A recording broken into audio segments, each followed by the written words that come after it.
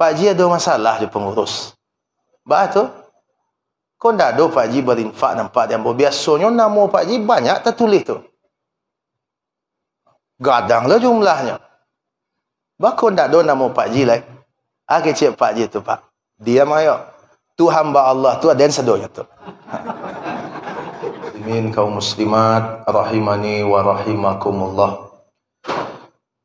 Bersyukur kita kepada Allah dengan lafaz alhamdulillahirabbil alamin. Alhamdulillah dengan nikmat Allah kita malam ini bisa berkumpul di tempat yang baik, dalam kegiatan yang sangat baik, dan pada bulan yang baik. Kita berada di bulan Rajab, salah satu di antara bulan yang dimuliakan oleh Allah Subhanahu wa taala adalah bulan Rajab.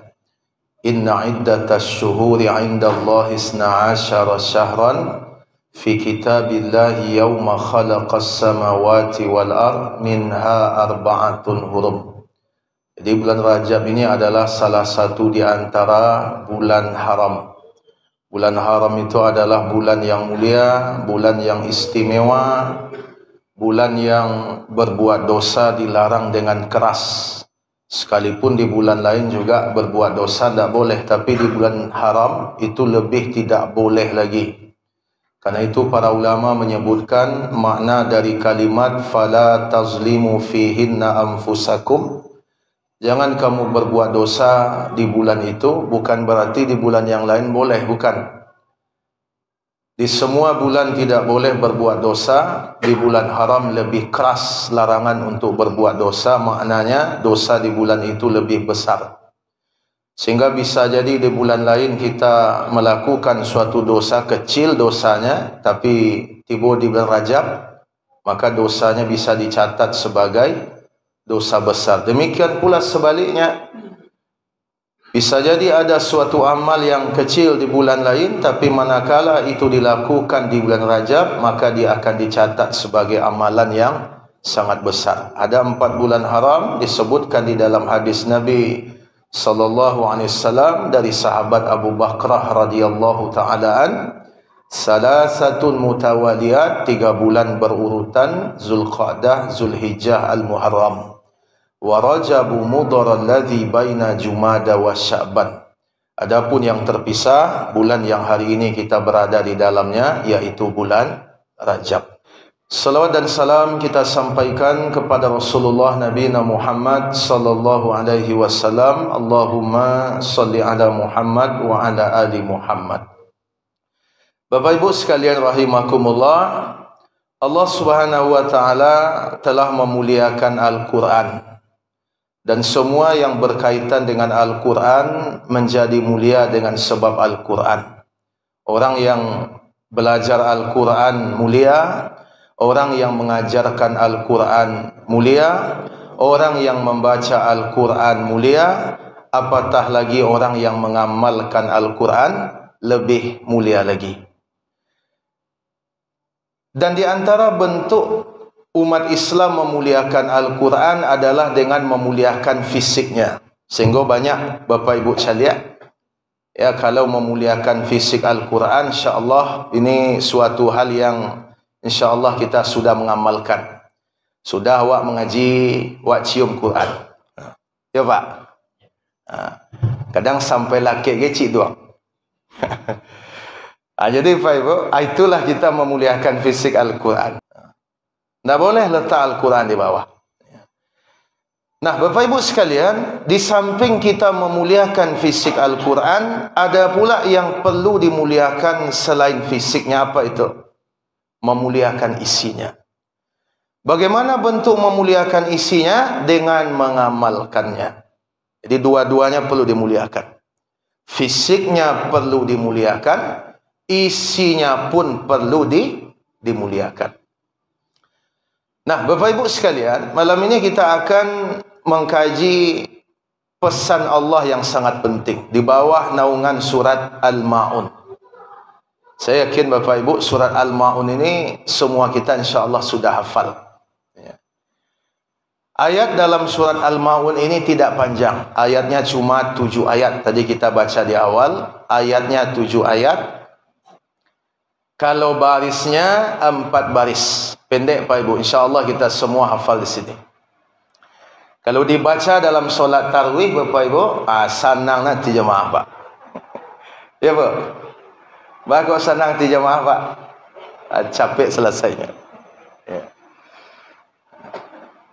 Nah, surat Al-Ma'un ini adalah termasuk salah satu di antara surat yang unik.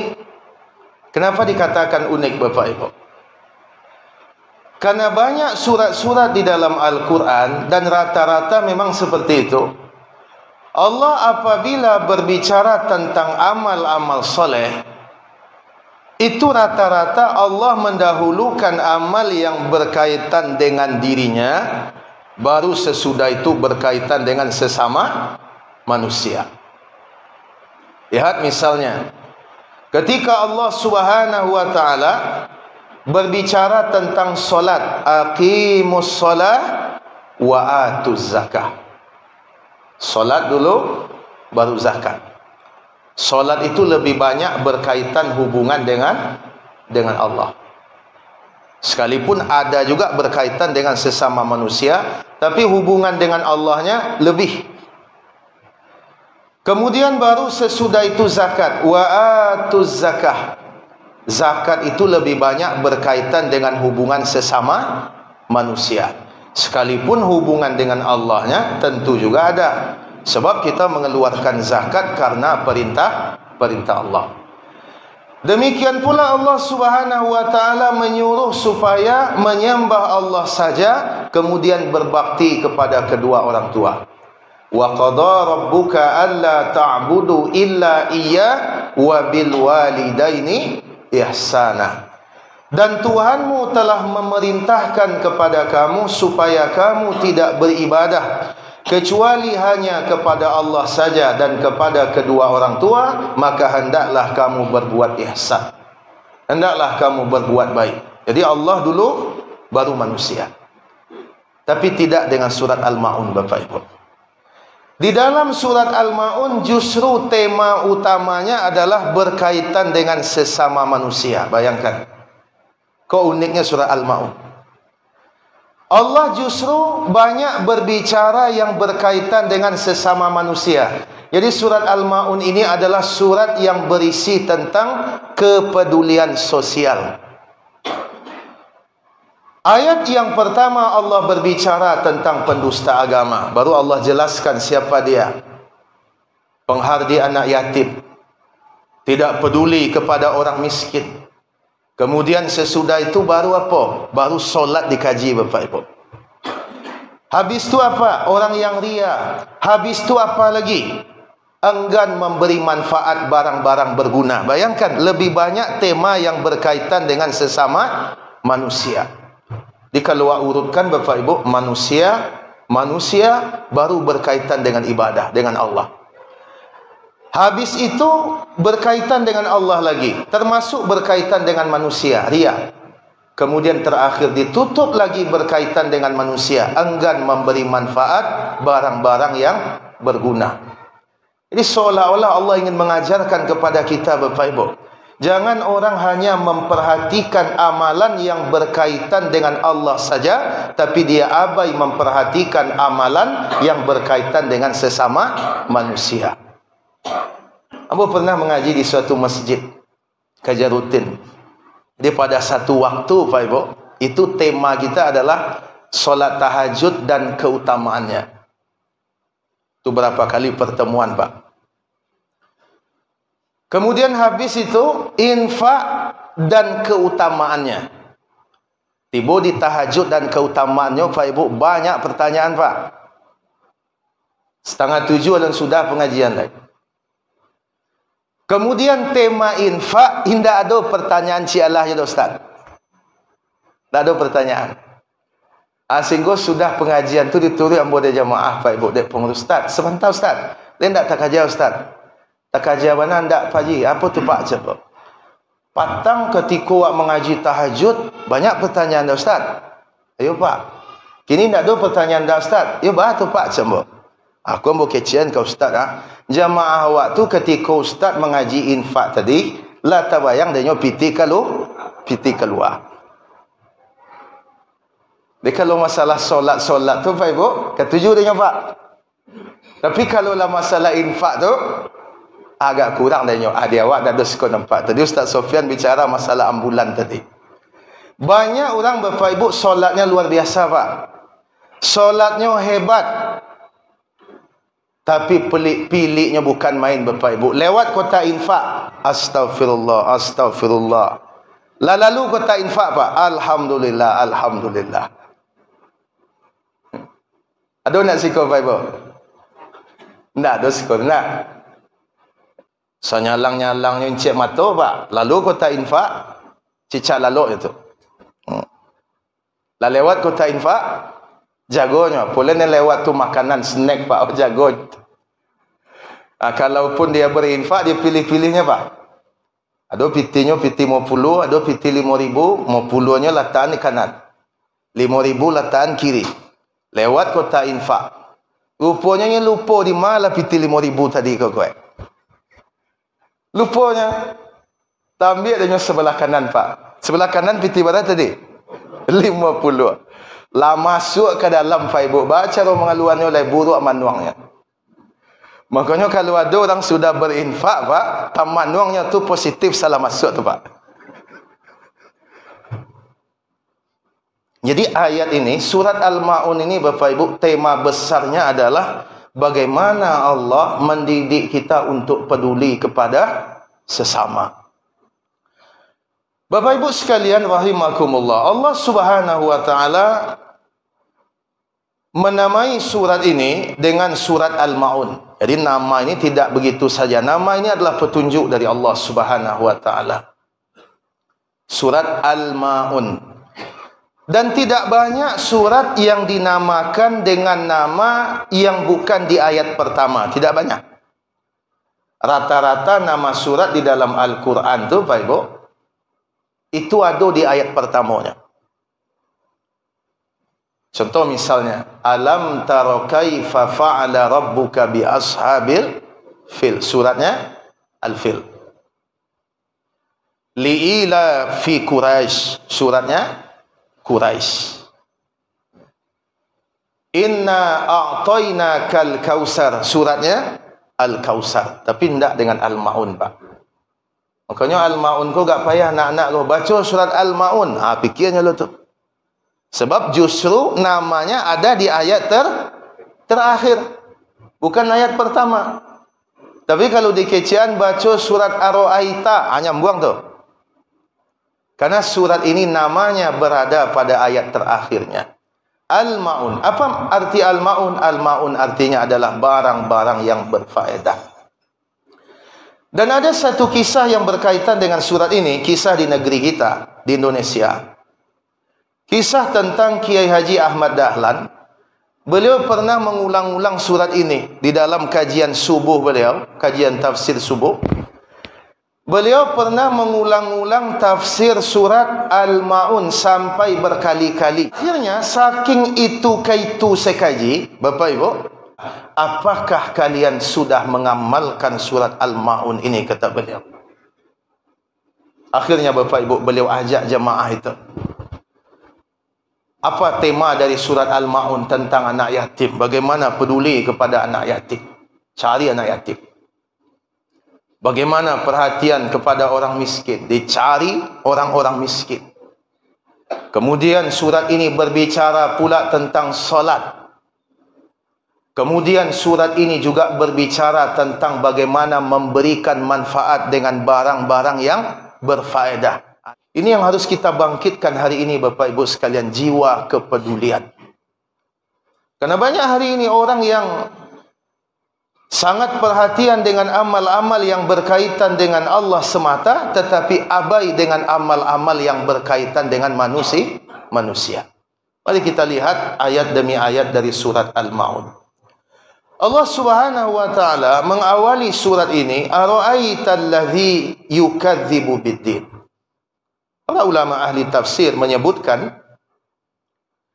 seperti Imam Ibnu Katsir, bahwa surat Al-Ma'un ini separuhnya diturunkan di Makkah dan separuhnya diturunkan di Madinah. Sekalipun surat ini pendek, ternyata ada makiyahnya, ada madaniyahnya. Ayat pertama sampai ayat ketiga ini adalah makiyah, karena berbicara tentang orang-orang yang mendustakan agama, pendusta-pendusta agama, pendusta-pendusta hari pembalasan. Artinya orang-orang yang tidak yakin sepenuhnya dengan agama, tidak yakin sepenuhnya dengan hari pembalasan di akhirat. Ini adanya di Makkah, Pak Ibu.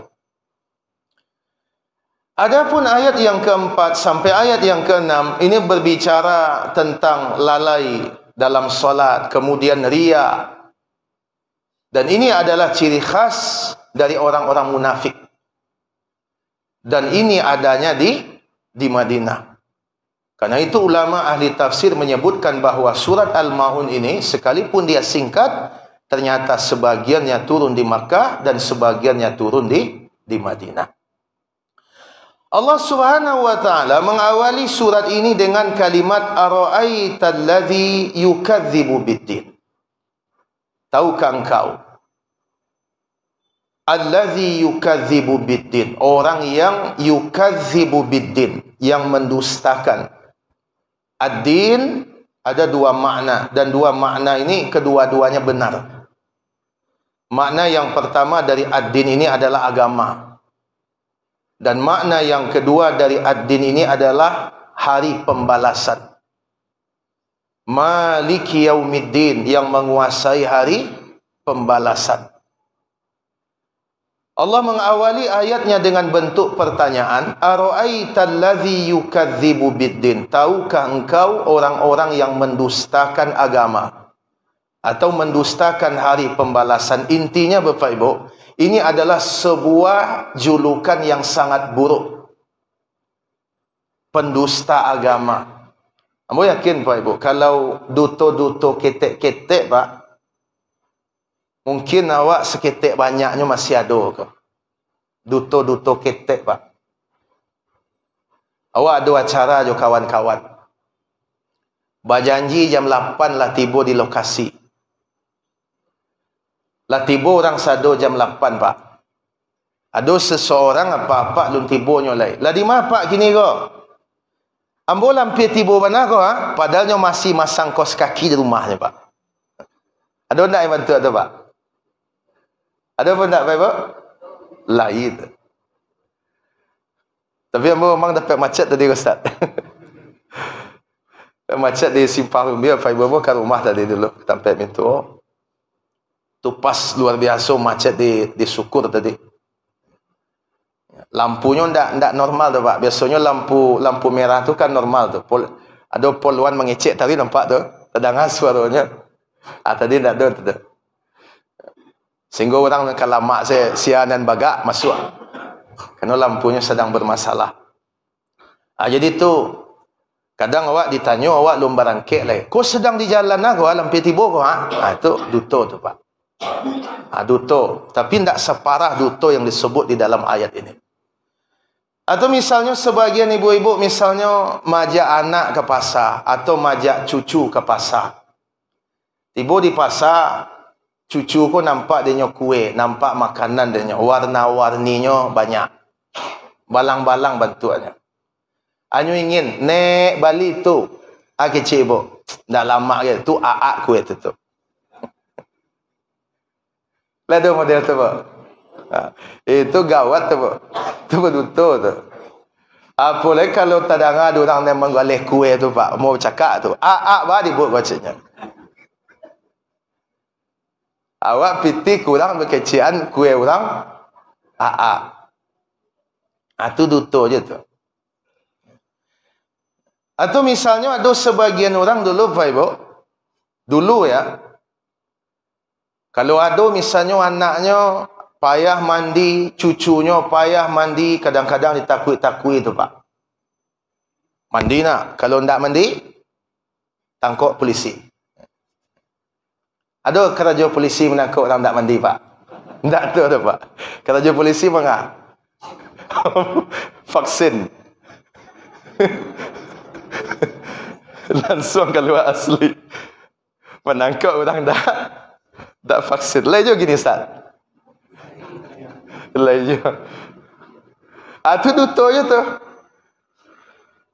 Tak mandi tangkap polisi. Tak boleh model tu Pak Ibu. Sekalipun kadang-kadang berhasil tapi tak boleh Pak. Tu bohong namanya. Tapi semua kebohongan itu tidak separah kebohongan yang disebutkan di dalam ayat ini. Kau duto yang paling gadang ke? Pendusta agama. Sebuah label yang sangat buruk. Bukan berarti saya membenarkan dusta yang tadi. Tidak Pak Ibu ya. Cuma dusta yang ini lebih parah. Siapa yang disebut dengan pendusta agama pada surat Al-Ma'un ini? Yang pertama, ya. Sesuai yang Ustaz Sofian sampaikan, kaji awak beko lanjutkan sudah isa ke Pak ya. Sebab tak mungkin siap. Fadzalika alladhi yad'ul yatim. Mereka itu adalah orang yang menghardik anak yatim. Menghardik. Menghardik itu tidak sama dengan memarahi Pak Ibu. Marah boleh Pak. Jadi jangan dikatakan tidak boleh marah ke anak yatim. Tidak boleh memarahi anak yatim dah. Itu salah tu Pak. Sebab marah itu pun bagian dari kasih sayang Bapak Ibu. Cuma marahnya seperti apa? Apa bedanya marah dengan menghardik? Kalau marah tujuannya adalah untuk kebaikan. Supaya kembali ke jalan yang benar. Kalau menghardik adalah untuk melampiaskan rasa kesal. Beda itu. Ada anak yatim melakukan sesuatu yang salah. Kita tegur lari-larinya di masjid. Nak, tak boleh model tu dah. Tagadu apa-apa awak, tagadu ibu-ibu awak salat. Marah kita. Boleh. Tapi kalau misalnya awak mengecek, oi, anga kerajuang samo saya perang yang juga pang mak, misalnya. Itu menghardik nama itu. Jangan dikatakan tidak boleh marah kepada anak yatim. Itu salah tu. Karena memang sebagian anak yatim ni Pak Ibu, ada yang jadi ujian juga. Tak sadonya Pak. Kadang-kadang orang secara umum mengecewakan anak yatim tu baku mada-mada Ustaz. Tak ada sadonya tu Pak. Dikecewakan anak yatim sado mada-mada Nabi baku tak mada tu. Nabi anak yatim Pak. Di sebenarnya mada tu bukan kerana yatim tak yatim. Tapi mada tu sebenarnya kurang rasa kasih sayang. Jangankan anak yatim Bapak Ibu, lai cukup saya ju ibunya. Mada juga kadang-kadang. Kadang kurang kasih sayang. Orang tuanya sibuk. Alun tabi matuari le pak ko la telapai Pak, la tabangnya. Abekonyo pulang anaknya lalok pai anaknya masih lalok, kurang perhatian. Jadi mada pun tak berkaitan dengan yatim dan tak yatim. Tapi kurangnya perhatian. Makanya pernah ketika itulah Ustaz, ada yang curhat, anak ambo payah maja Ustaz, tak bisa dibina. Apa tidak membina anak atau tidak pandai membina anak? Dikecian anaknya tidak bisa dibina. Entah lagi dibina tidak Bapak Ibu. Ya. Jadi memang ada juga orang yang telah dididik tapi memang tidak bisa juga. Itu lain cerita. Seperti putranya Nabi Nuh alaihissalam. Nah, Bapak Ibu sekalian rahimakumullah. Menghardik adalah menyakiti anak yatim dengan suara. Menyakiti anak yatim dengan suara, itu pendusta agama. Kalaulah menyakiti anak yatim dengan suara adalah pendusta agama, bagaimana menyakiti anak yatim dengan bentuk yang lebih parah Pak? Yo tangan, yo tenju, atau dengan meminta dana atas nama anak yatim, ternyata dana itu dia makan sendiri. Itu lebih parah Bapak Ibu. Banyak gini Pak. Tuan yatim. Malah banyak orang tak faham yatim itu apa. Yatim itu bukan istilah kita Bapak Ibu. Yatim itu adalah istilah yang telah tuntas dijelaskan oleh Nabi SAW. Apa kata Nabi SAW tentang yatim? Yatim itu apa? Yatim itu adalah man mata abuhu walam yablugh. Yang meninggal bapaknya, man mata abuhu, yang mati bapaknya. Jadi mati itu sebenarnya, itu bahasa Arab tuh. Cuma di awak kalau mati itu tidak sopan tu Pak. Padahal tu netral sebenarnya tu. Mati, apa persamaannya Pak Ibu? Wafat, meninggal dunia, ada Pak? Gugur. Kalau ada pengumuman di masjid telah mati bapak ini tadi malam, bagi kira Pak. Kaji orang sedar. Kasar apa jauh Kalau ada pengumuman telah gugur bapak. Terkaji lo kawan pahlawan kok. Ane standarnya apa Pak Ibu? Wafat atau meninggal dunia. Telah berpulang kepada Allah. Tak boleh pula kita pastikan telah berpulang ke rahmatullah. Belum tentu Pak Ibu. Awak tu kepastian nama itu. Sebut saja telah dipanggil oleh Allah. Telah berjumpa dengan Allah. Jadi kini telah berpulang ke rahmatullah ke mudah mana bentuknya kan? Kadangnya preman kadang Pak. Ke rahmatullah Allah berpulang je. Ini sebenarnya banyak je yang harus diperluan Pak Ibu. Termasuk Pak Ibu sekalian. Papa ibu-ibu ko dun sana awak yang meninggal ko pasti beliau punya kesalahan. Kami minta kerelaan Bapak Ibu sekalian. Rela jo maaf. Ba dia awak yang bersama. Lai dimaafkan. Lai. Tu bisa Pak.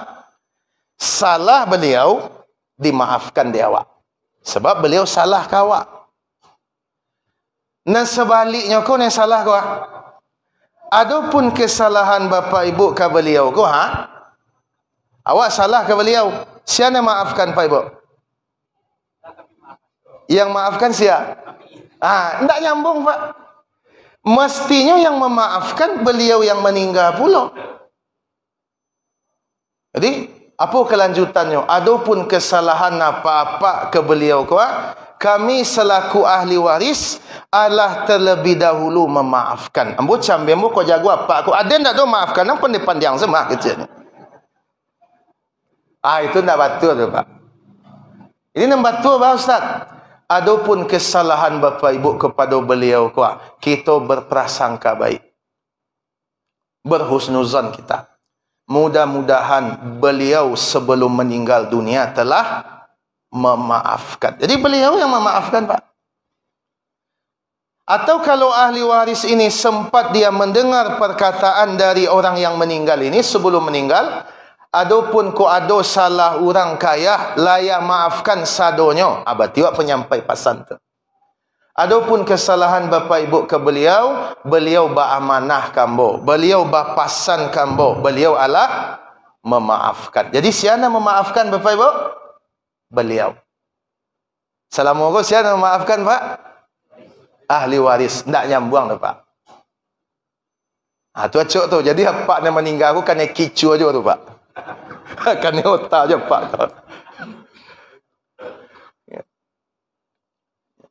Jadi yatim tu apa? Yatim itu adalah man mata abuhu walam yablugh. Yang meninggal bapaknya dia belum balik. Dua syaratnya Pak Ibu. Pertama meninggal bapaknya. Meninggal ayahnya. Jadi kalau ibu meninggal, itu bukan yatim. Kalau dia awak, piatu. Kemudian yang kedua, walam yablugh. Dan dia belum balik. Belum balik. Kalau sudah balik, tidak yatim lagi. Makanya hati-hati bagi dana anak yatim, Pak Ibu. Kadang lah SMA, kelas 3, Pak. Tapi aja lah. Lah balik lah, lama balik itu Pak. Yang tak dia pergi, Ustaz mengamuk sama maknya Ustaz. Itu lain cerita tu Pak. Masa akan dapat tarwis Jadi bisa saja di satu waktu dia dapat, di waktu berikutnya dia tidak dapat. Jadi apa yang jadi ukuran Ustaz? Kelas bara atau apa? Jangan kelas Pak Ibu. Rancak umur jadi patokan Pak. Sebab kalau kelas jadi patokan rumit beko. Kok tinggal sampai tahun baca cerita Pak. Ya kan? Ancak patokannya adalah umur. Calik kakaknya. Lah dua balik umurnya kak. Akhirnya itu yang banyak Bapak Ibu. Bukan berarti salah kita memberi. Nyok membutuhkan Ustaz. Nyok payah Ustaz. Masalah dia diberi, tidak masalah. Cuma tidak boleh dari dana anak yatim, karena dia bukan yatim.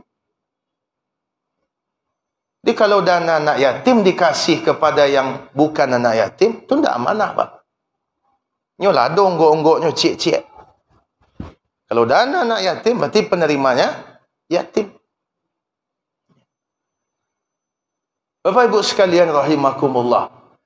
Kenapa disebutkan secara khusus anak yatim? Ini tingginya Islam memperhatikan anak yatim. Malah sampai Nabi mengatakan, ana wa kafilul yatim kahataini fi yaumil qiyamah wa asyara bis sababati wal usta.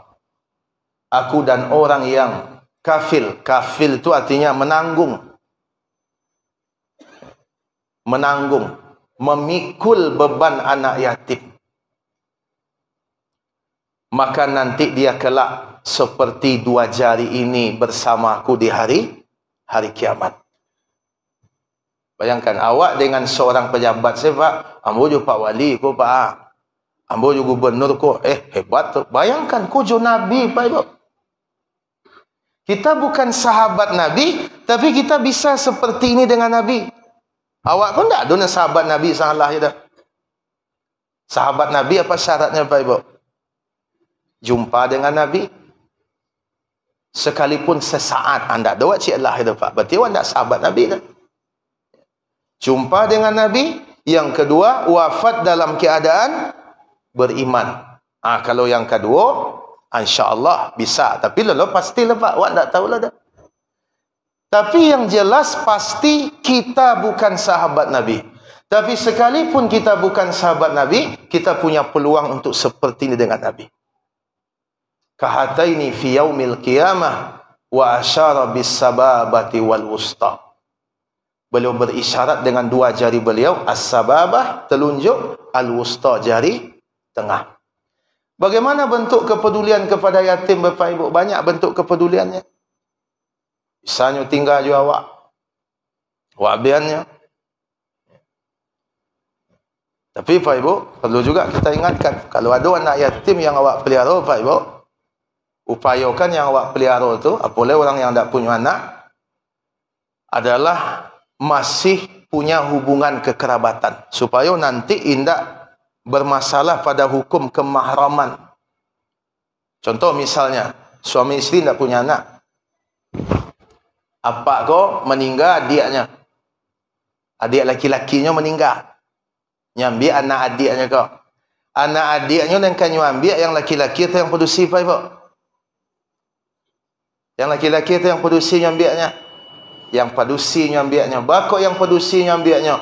Joinnya itu mahram sebab anak adiknya. Berarti kan ponakan oleh dia. Dengan istrinya sama-sama perempuan. Kalau kau tinggal di rumah awak, sampai model tu awak kaji. Tapi kalau dia tetap tinggal di ibunya, tidak ada masalah. Kita bantu biayanya. Kita lapangkan kehidupannya. Intinya banyak Bapak Ibu sekalian. Bentuk kepedulian kepada anak yatim. Kita kumpulkan dana anak yatim. Bagaimana dengan dana itu mereka dapatkan manfaat. Jadi alhamdulillah hampir setiap masjid ada kas anak yatim. Sekalipun kadang-kadang pengelolaannya ada yang masih harus diperbaiki. Kadang-kadang dibagi sekali setahun Pak. Pada anak yatim, kau hidup tidak sekali setahun, kau hidup tiap hari. Dibagi sekali setahun. Pas dapet tu nak tanggung banyak tu Pak. Sudah tu nyo setahun sudah itu lo menunggu. Sehingga lebih bagus dibagi itu secara berkala. Mungkin 3 kali setahun atau 4 kali setahun. Kalau dibagi setiap bulan mungkin kecil juga dia dapatkan. Nah, Bapak Ibu sekalian rahimakumullah. Dan tadi telah kita sebutkan bagaimana yatim itu 2 syarat. Ini syarat ini langsung Nabi yang menyebutkan Bapak Ibu. Ya. Jadi tidak ada keyatiman sesudah ihtilam. La yutma ba'da ihtilam. Tidak ada keyatiman sesudah ihtilam. Sesudah mimpi basah. Jadi kalau laki-laki telah ihtilam, kalau perempuan telah haid, maka lepaslah statusnya sebagai anak yatim. Dia bisa jadi dia sekarang menerima, besok tak terima. Bisa jadi.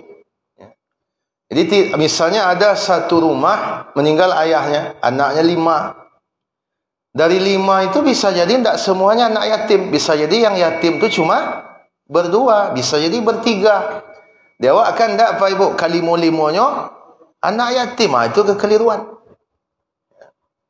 Makanya dulu saya pernah ketika pembagian dana anak yatim, Pak Ibu, pengurus minta tolong dijelaskan. Sebab apa? Ambo yakin Ustaz, kalau kami praktekkan bantu kau mengamuaknya pasti mama Ustaz. Ya. Bah kenakan yang tak dapat, patang bah kau dapat, kini bah kau yang tak dapat. Hanya pengennya kan dapat setarui Pak. Mental orang awak tu kan mentalnya tangan di bawah. Senang menerima Pak Ibu.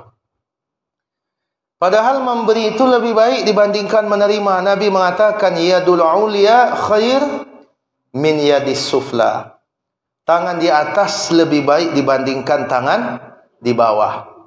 Tangan di atas memberi, tangan di bawah diberi. Tangan di atas menolong, tangan di bawah ditolong. Jadi memberi itu lebih baik dibandingkan diberi. Pak Ibu, mana yang senang, diberi atau memberi? Memberi atau diberi? Yang banal bawah, jalan ketidiang Pak.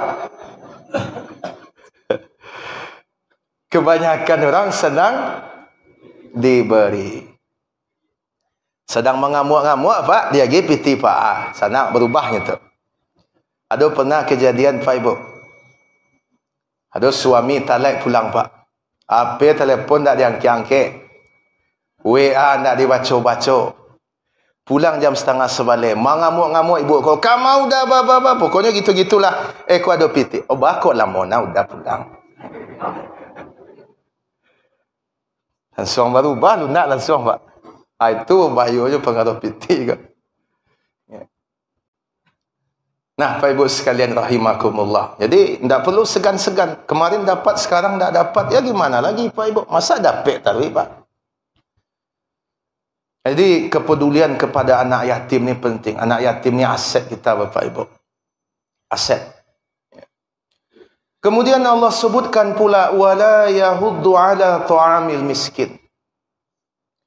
Dan tidak menganjurkan memberikan makan kepada orang-orang miskin. Jadi di sini Allah sebutkan yahuddu, menyarankan, menganjurkan, mendorong, itu maknanya. Artinya ini adalah bantuan yang paling rendah. Kita tidak bisa bantu, tapi kita carikan orang yang bisa membantunya. Ini adalah pertolongan yang paling rendah, Bapak Ibu. Awak tidak bisa menolong, tak? Bukan awak tidak muah. Awak carian orang yang bisa menolongnya. Awak konekkan ke orang. Itulah bentuk pertolongan juga tu. Nah, ada orang yang dia tidak bisa membantu, dia tidak pula menganggap itu sebagai urusan dia. Malah ketika ada orang yang akan menolong, nyolarangnya. Inilah pendusta agama Pak Ibu. Tak peduli dia dengan orang miskin. Tak peduli. Intinya perlu kepedulian kita. Wala yahuddu ala ta'amil miskin. Nah sesudah itu baru Allah berbicara tentang ibadah solat. Bayangkan Bapak Ibu. Mestinya solat ini adalah ibadah yang paling utama. Justru dalam ayat ini Allah tidak mendahulukan pembicaraan tentang salat. Allah tidak mendahulukan pembicaraan tentang salat. Justru Allah lebih mendahulukan pembicaraan hal-hal yang berkaitan dengan sesama manusia. Baru Allah berbicara tentang salat. Fawailul lil musallin alladzina hum an salatihim sahun. Apa ciri pendusta agama berikutnya? Celakalah orang-orang yang solat. Orang yang solat seperti apa? Alladzina hum an salatihim sahun. Yaitu orang-orang yang lalai dari solatnya. Lalai dia. Lalai di sini ada beberapa penjelasan disebut oleh ulama ahli tafsir. Lalai yang pertama di sini adalah lalai dari segi waktu. Lalai dari segi waktu. Terlambat tak berketentuan. Jadi terlambat bukan dengan alasan yang syar'i. Tapi terlambat karena kemalasan atau menganggap remeh ibadah solat. Sehingga solat asar mungkin jam 4:30, solat zuhur mungkin jam 2, solat maghrib ya, mungkin menjelang isya. Pokoknya intinya dia terlambat bukan dengan alasan-alasan yang syar'i. Ini lalai yang pertama. Sebab ketika seseorang melalaikan perintah solat, sementara dia bisa tidak melambatkan, tapi dia lambatkan, menunjukkan dia menganggap solat itu tidak penting. Orang kalau menganggap sesuatu itu penting, Pak, malah lun tibo katunya. Inilah tibo tu. Apa ibu kalau naik pesawat jam 5, jam berapa tibo, Pak? Jam mampek paling lambat tu. Dah tibo tu. Kalau ada menerima bansos jam 7:30 buka kantor pos. Jam berapa tibo, Pak?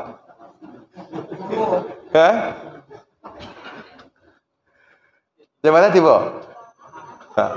5:30. Ada yang sembahyang subuh situ ke, Pak? Bayanglah tu. Kau indak, Pak Ibu, solat Jumaat. Buat tadi ada itu. Lacan do itu terlambeknya waktu zuhur kini, Pak Ibu. Jam berapa zuhur sekarang, Ustaz? 2:35. Ada je nanti bo 2 jam 1 kurang seperempat, Pak Ibu. Ada je nanti bo jam segitu tu. Itu menunjukkan dia menganggap itu tidak penting. Itu lalai yang pertama. Kemudian baru berikutnya, pendusta agama berikutnya, alladzina hum yura'un, yaitu orang-orang yang ria. Ria ini beramal senang dilihat, Bapak Ibu. Dari kata ro'a, yara.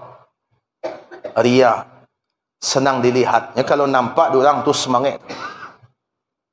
Kalau tidak ada orang, kepatah semangatnya, Pak. Apalagi kalau nak nampak kau calon mintuo, tambah semangat tu. Tu ciri orang munafik, Pak Ibu. Ya. Jadi memang berat. Keikhlasan tu berat, Bapak Ibu. Allah bana awak berupaya untuk ikhlas, Pak. Kadang-kadang ujian ku ada juga. Ada pernah satu masjid, ada pak kau ditanya oleh jemaah lain, Pak Ji ada masalah di pengurus. Bah tu, kau ndak ada Pak Ji berinfak nampak yang biasanya nama Pak Ji banyak tertulis tu. Gadanglah jumlahnya. Bah kau ndak ada nama Pak Ji lai. Kecik Pak Ji tu, Pak. Dia mayo. Tu hamba Allah tu ada yang sedonya tu. Keluar je, Pak. Ujung-ujung tak baca je, Pak. Hamba Allah tu, ambo sedonya tu. Jadi ikhlas pun tak mudah dah. Ala berusaha untuk ikhlas, Pak Ibu. Datang lo kadang ujian. Pernah juga ada kejadian. Ada ibu-ibu pulang lama di masjid. Ibu kalau pulang, kawannya lama. Sehingga pas pulang tu ditanya, bah kau lama na ibu di masjid? Itulah tadi kami bincang-bincang dengan pengurus. Apa dibincang dengan pengurus? Itulah pengurus tadi banyak membaca Bu Haji jo keluarga. Apa kecik pengurus tu? Keluarga Bu Haji tu dermawan bana. Iyo bana. Tu apa sih keciknya lain? Itulah masjid awak tu, batuka tu dia pun. Dia sagan awak Rami ndak orang situ tadi tu. Bertanya tadi ke Pak? Rami bana, Bu. Mik bayi duit lu tadi tu belum tamatian terdengar sampai keluar. Dia sagan awak. Padahal artinya sanang tu. Jadi ikhlas tu berat, Bapak Ibu. Ikhlas tu berat. Tapi awak jangan ndak lu amu beramal dengan takwid ndak ikhlas. Tu kerja setan tu. Kalau ndak ikhlas cuma hasilnya. Itu kerja setan tu, Bapak Ibu. Ya. Halimah Sa'diyah, ibu susuan Nabi, awalnya ndak ikhlas, Bapak Ibu. Halimah tu wanita miskin, keluarga miskin. Dapat informasi sekarang di Makkah sedang banyak anak bayi, masa menyusui. Datanglah dia dengan suaminya, dengan keledainya yang telah kurus, kering. Untanya yang telah lemah, dia berharap dapat nanti anak orang kaya yang akan disusuinya. Ternyata yang dapat siapa? Anak yatim. Anak yatim tu upahnya setengahnya Pak Ibu. Dan orang-orang Makkah tidak mau menyusukan anak bayi mereka kepada hewan. Mereka tidak mau. Tengok dia awak tu. Saya lihat anak-anak bayi kini Pak Ibu. Masa menyusuan Pak, pakai susu formula, susu Jawi. Makanya perangai Jawi menurun Pak. Cobalah anak sedang main api, gua. Siku api tu. Oh, kecilnya. Itu suara Jawi tu Pak. Keluar suara Jawi je langsung. Jadi Halimah Sa'diyah tu awalnya tak ikhlas Bapak Ibu. Inyo berharap nengkanyo bawa kau anak dari orang yang berpiti. Tapi balai satu anak orang yang berpiti itulah dibawa nyo terlambat. Akhirnya satu-satunya lagi anak bayi yang tinggal adalah Muhammad. Yo balai pada indak balai bawa salah. Mudah-mudahan ada sebarakat awak membawa anak ke mereka. Dan ternyata Bapak Ibu, begitu dia gendong Muhammad kecil itu Bapak Ibu, dia merasakan air susunya, asinya mengalir deras. Mengalir deras. Padahal sebelumnya tak keluar Pak, karena tak ada makannya dah. Miskin. Demikian pula dengan untanya yang pada awalnya tidak bisa berjalan karena lemah, menjadi bisa berjalan cepat malah berlari. Demikian pula keledainya bisa mengangkat barang-barang yang sangat banyak. Malah ketika Halimah itu pulang ke negerinya, ke kampung Bani Sa'ad, tak aja adanya orang-orang lain yang lebih dulu berangkit. Apanya kecil Halimah akhirnya, kalau model kau berkah anak kau, tak diupah, tak bagi dia buat. Jadi ikhlas kau Pak Ibu, tak otomatis tu Pak Ibu. Ikhlas kau harus dibelajari terus. Jadi kalau ada prinsip Pak, kalau tidak ikhlas, tidak usahlah. Kalau tidak ikhlas, tidak usahlah. Itu kerja setan tu. Apa Ibu dulu puasa ikhlas atau apa pertama Pak? Pertama puasa dulu, waktu kanak-kanak ikhlas. Ikhlas langsung Pak. Bau buat je piti Pak Ibu. Bagi hadiah, kalau sampai puasa, ada hadiahnya mereka. Jadi ikhlas tu tidak tiba-tiba. Nah sampai akhirnya ketika Halimah bisa mengejar itu Pak Ibu, takajui sadonya. Halimah, ini unta-unta yang baru ya? Tidak unta baru. Kok bisa capek? Ikolah berkah nak yatim kau. Akhirnya ibu yang tadi tidak membawa Nabi Muhammad menyesal Pak. Keciknya ke suaminya kalau basuawa. Itulah udah bakon dah itu bawa tadi. Bercakapnya laki bini. Bakon dah itu tadi. Bakon dah itu tadi. Halimah lah yang beruntung mendapatkan Muhammad, namanya diabadikan dalam sejarah. Malah ketika Halimah sampai di negerinya Bapak Ibu, sudah sekian lama tidak hujan. Nabi sampai di negeri itu air langsung hujan. Jadi ikhlas tu butuh perjuangan, tapi tetap awak berusaha.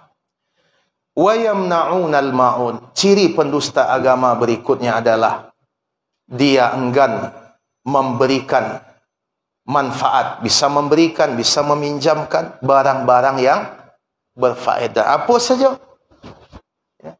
Apa saja Pak Ibu? Keperluan-keperluan rumah tangga, sapu, obeng, panokok, tang. Ada orang yang kadang-kadang tanggung pilihnya Pak. Pinjam penokok. Dia tak ada penokok tau. Tak lama sudah nyongeci anda ada tu Pak. Menokok-nokok je sudah. Apalah perasaan orang tu tak?